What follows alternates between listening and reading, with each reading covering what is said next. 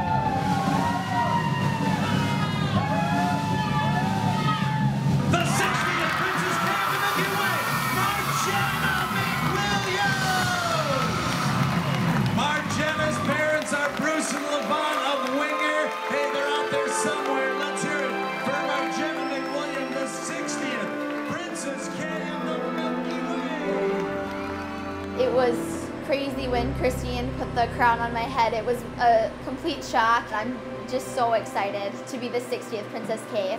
And it just wouldn't be the same without these butter sculptures. I think it's what kind of puts us on the map. Here is what I have to say to the next Princess K of the Milky Way.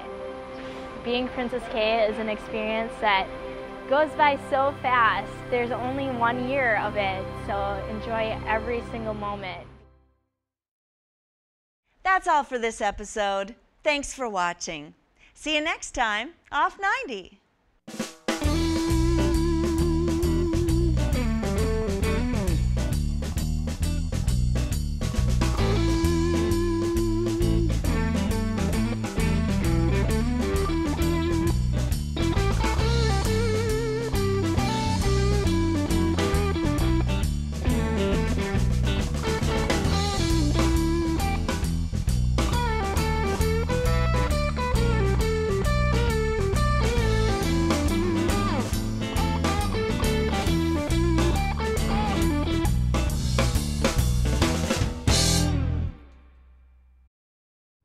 Funding for Off 90 is provided in part by the Minnesota Arts and Cultural Heritage Fund and the citizens of Minnesota.